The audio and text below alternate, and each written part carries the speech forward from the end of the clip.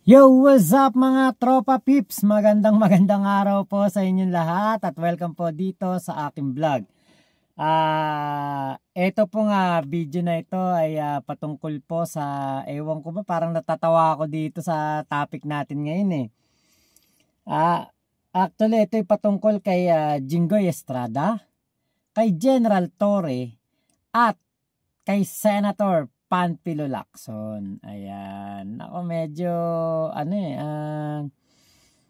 may pagtutol at may kuda itong si Jinggoy Estrada patungkol sa pagkakatalaga kay General Torre as the new PNP chief.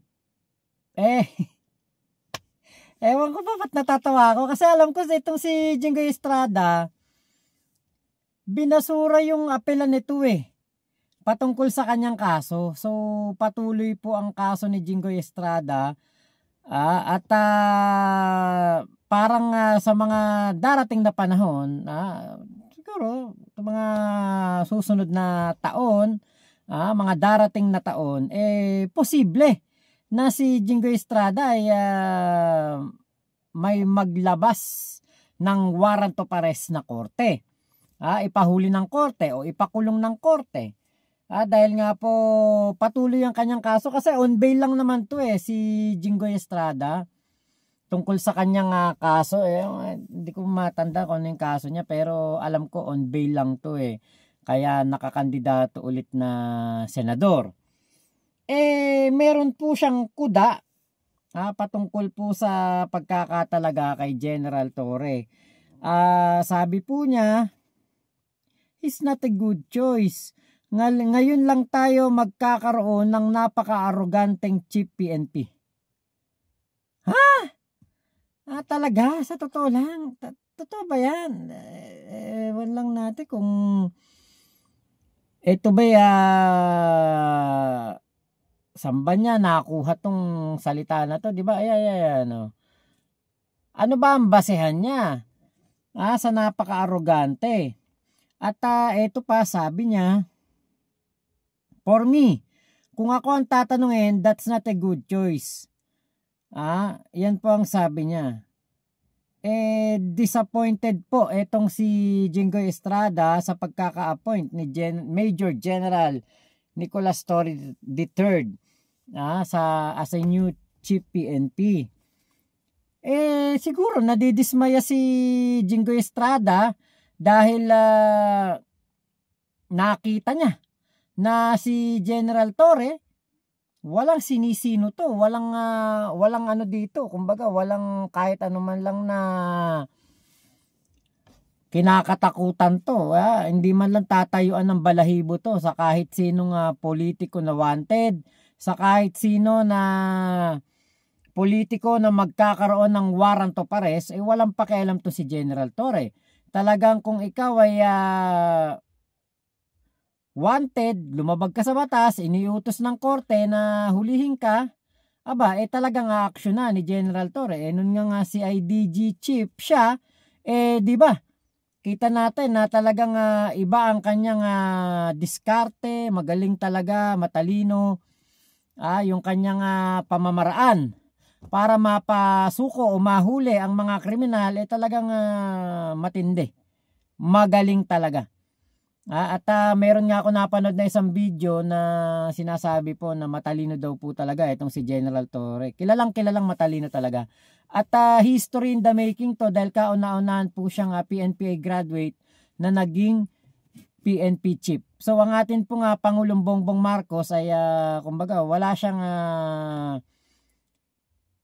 kumbaga hindi siya sumunod doon sa tradisyon na dapat PMA year o graduate ng PMA ang magiging PNP chief.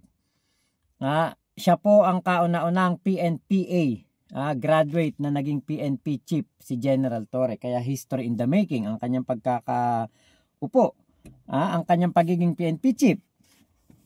Ngayon po, ano kaya ang dahilan nitong si Erap? Ni Jinggoy, ano dahilan ni Jinggoy?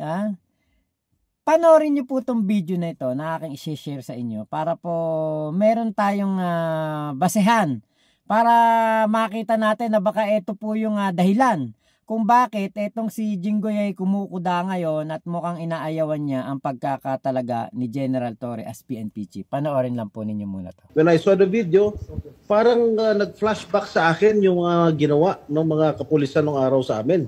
At ang sabi mo, hihilahin ko yan, hihilahin ko yan. Is that what you said, General Torre? Sir, it's already all optics and tactics already because it's already. No, I'm asking you, did you say that? Hihilahin ko, hihilahin Yes, ko. sir. And I actually made good of it, sir. No. What prompted you to say that? Sir, I made good of it, sir. Sabi ko, sir, hihilain ko yan. And I went back to AS Medialdea, handcuff him. Bakit mo nga sinasabi? You know, your statements based on the video may reflect the PNP as an institution. Baka sabihin lahat ng ating mga kababayan, ganyan pala yung mga pulis. Masyadong wala man lang respeto sa matanda, sa isang dating pangulo. Ganon din ang ginawa sa amin eh. Can you justify why you said that hihilahin ko yan? Nakita ko si dating Pangulong Duterte, di naman lumalaban. What prompted you to say that? Mr. Senator, respectfully, the threat of hihilahin ko na yan was not towards the president, the former president.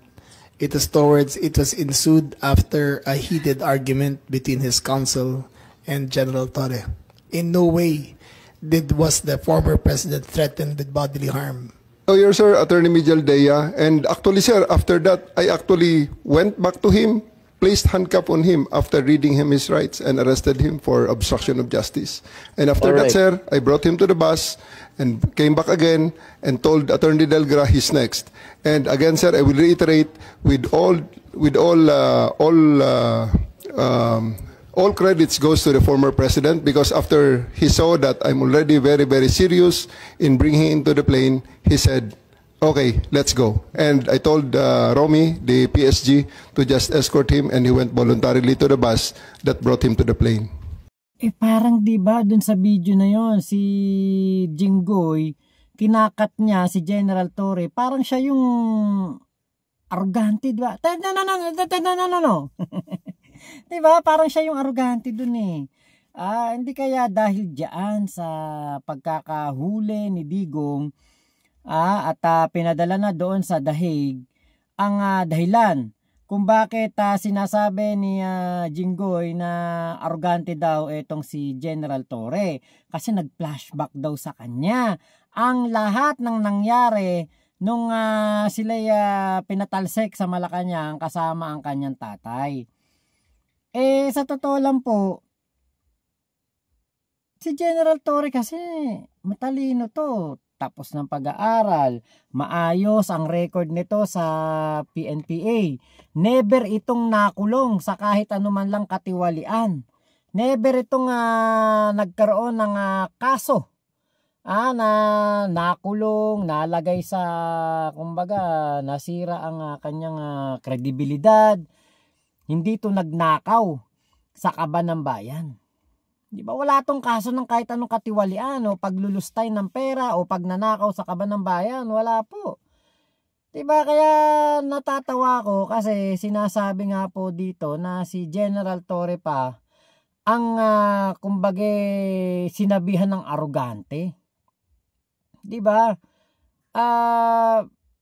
Senator Jinggoy, pasensya na po pero parang mali po kayo sa inyong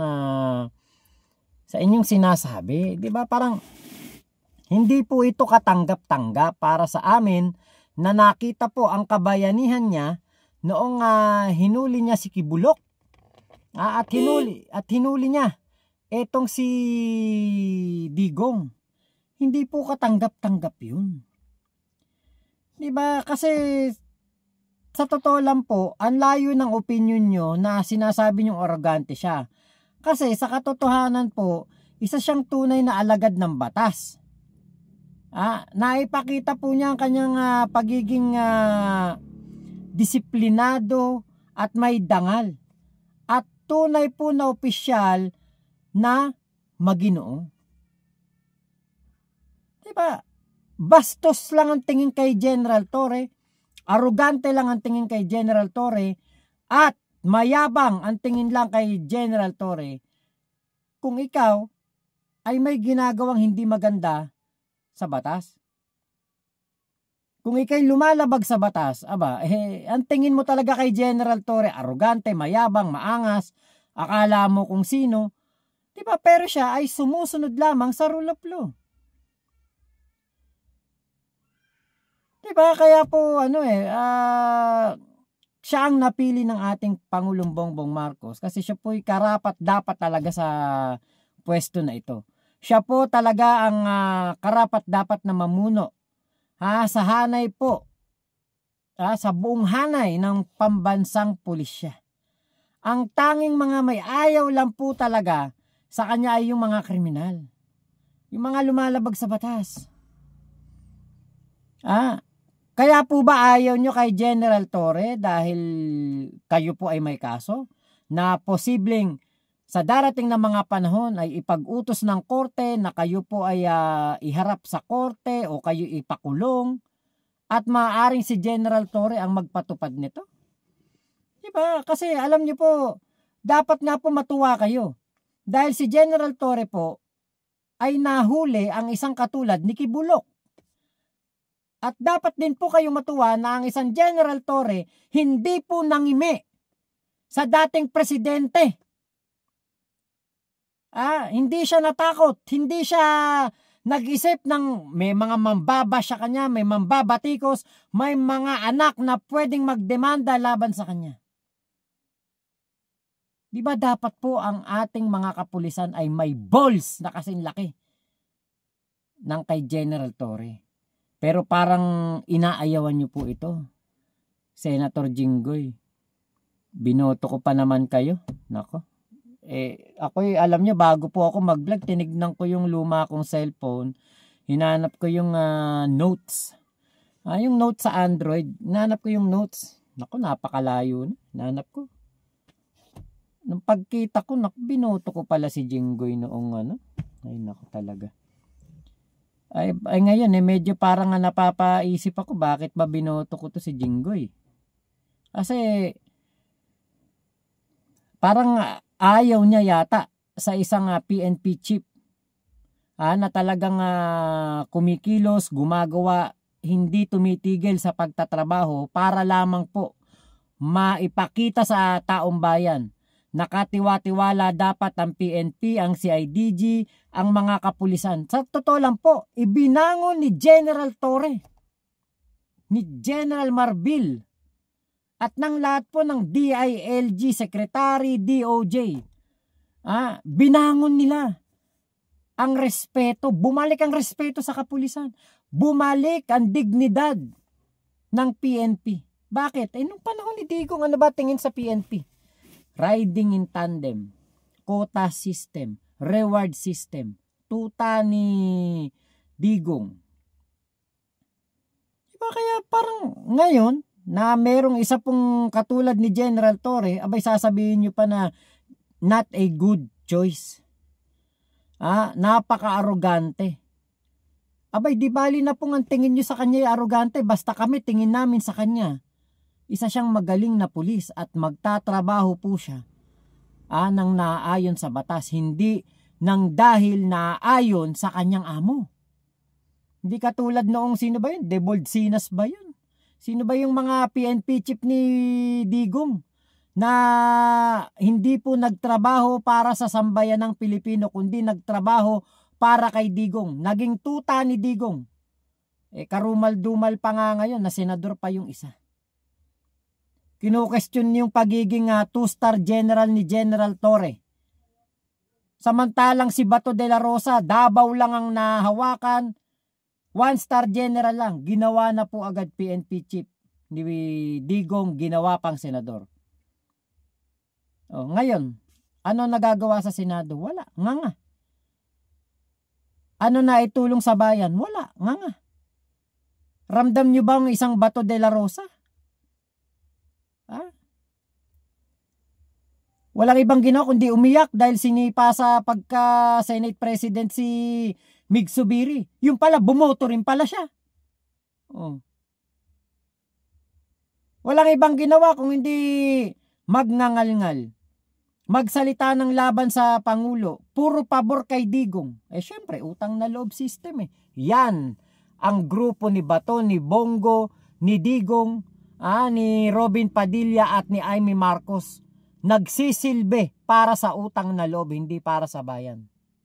Ngayon, buti na lang mayroon pong isang magaling na dating senador na ngayon magiging senador muli. Mauupulit na senador. Ang pumuri po kay General Torre. Makikita nyo rito pagkakaiba.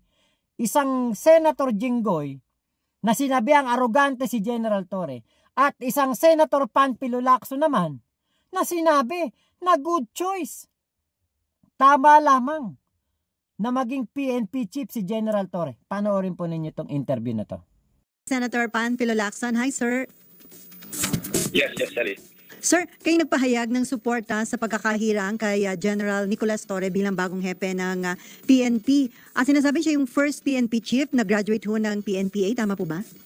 Totoo yun. Kasi lahat ng naon ng chief PNP, graduate sila ng kami lahat ng Philippine Military Academy.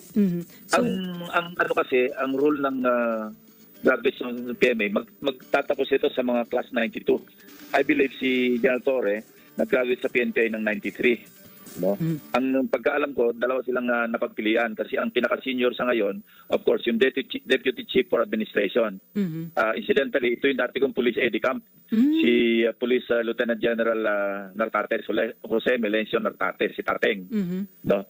Ano rin yung qualified din yun. Kasi yun, nakasama ko kasi sa trabaho kasi bukod sa Edicamp ko siya, member rin siya ng acting unit noon na concurrent capacity ko na chief ng PAOK-TF.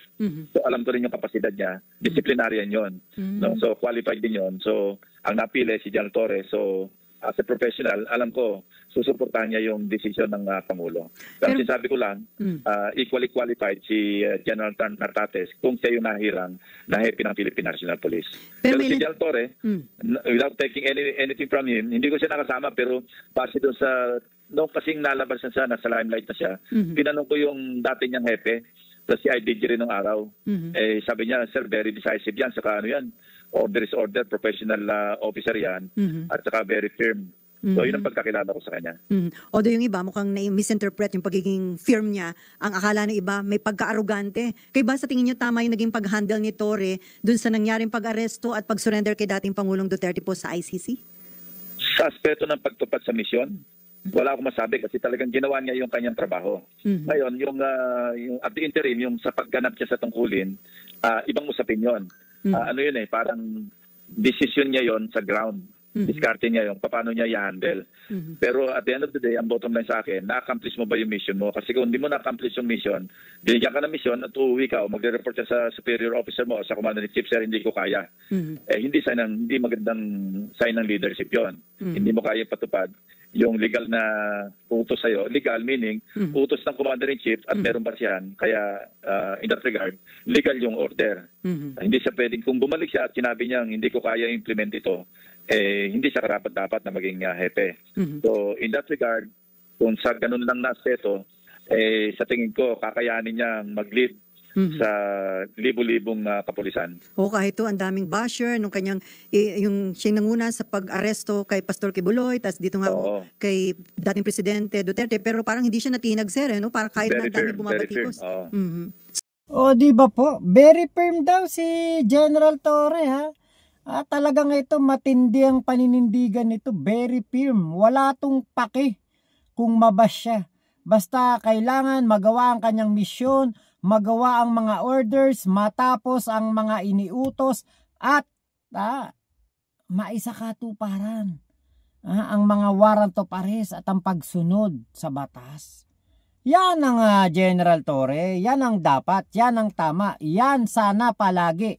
Diba? Ang maging PNP chief katulad ni General Torre. Sa totoo lang, PBBM set a high standard sa mga magiging PNP chief. Hindi nung panahon ni Digong kung sino-sino lang. Kahit one-star general, basta tuta niya, gagawin niyang PNP chief. Diba? etong si PBBM, pinapakita niya dito na ang PNP chief dapat may achievement, maraming achievement at walang kinakatakutan, walang sinisino, walang sinasanto. Kay pekeng anak ng Diyos, pastor na makapangyarihan o ikay dating presidenteng gumawa ng napakatinding utos para dumami ang magurgur sa tukhang na ngayon pinagbabayaran naman niya na doon sa ICC, di ba? Pero nakita naman natin kung gaano tinarantado, winalanghiya, binaboy ni Digong ang mga PNP noong siya ang nanunungkulan. Pinatawag pa niya sa Malacanang, pinahiya sa harapan ng media. Ito daw yung mga mga walang kwentang PNP, mga bugok daw na PNP. Pero malaman-laman natin, may quota system, may reward system. Yun pala, pakitang tao lang. Tinaasan niya ang sahod para maging tuta niya ang mga PNP noon para sumunod sa quota system niya at nang makakuha ng reward. Yan ang nakita natin na ginawa ni Digong. Pero di ba? Nakita natin kung gaano niya pinrotektahan yung mga PNP noon na sumusunod sa mga order niya, sa mga tukhang niya. Yun lang mga PNP noon na nasangkot sa paggurgur kay Mayor Espinosa. Hanggang ngayon, di ba? Walang nagbabayad. Walang naparusahan. Di ba? Hanggang umabot nga sa Quadcom yung mga PNP. Wala lang. Di ba? Hindi pa rin nakakasuhan, hindi pa rin po napapakulong. Walang nagbabayad sa pagkagurgur kay Mayor Espinosa. Di ba? That is the Duterte legacy. Kaya ngayon po, Senator Jinggoy Estrada, ano ba ang gusto nyo na PNP chief? Yung hinahayaan lang ang mga politiko na gumawa ng krimen. Hinahayaan lang ang mga politiko na hindi mahuli kapag lumabag sa batas. Ano po ba ang gusto nyong PNP chief? Meron ba kayong qualifications? Meron ba kayong basehan para sabihan nyo ng arogante ang bagong PNP chief samantalang ginawa lamang niya ang nararapat? Sumunod siya sa batas. Di ba? Masyado pong pangit ang inyong opinion, pangit ang inyong sinasabi kaya General Torre. Everyone is entitled to their opinion. Pero maging naman kayo, maging sensitive naman kayo pagdating sa pagkokomento dahil po nakita ng sambayan ng Pilipino kung gaano po katapat sa tungkulin ang isang General Torre. At nakita rin yan ng magiging kasama nyo sa Senado na si Senator Pantilo Lacson. Di ba? Kayo po, mga manonood, mga makakakita, makakapanood nitong video ko na ito, hanggang ngayon dito sa sitwasyon na ito na ako'y nagsasalita po, ano masasabi ninyo? Bakit sinabihan ni Jinggoy Estrada na arogante si General Torre, samantalang si Pantilo Lacson sinabihan na qualified at nararapat lamang na maging PNP chief si General Torre? So hanggang dito na lamang po, iiwanan ko yung tanong na yan. Sana po makasagot kayo sa comment section. Ingat po kayo, Momo Chup Chup. Love you, love you. God bless us all. Pilipinas, God first. Salamat po.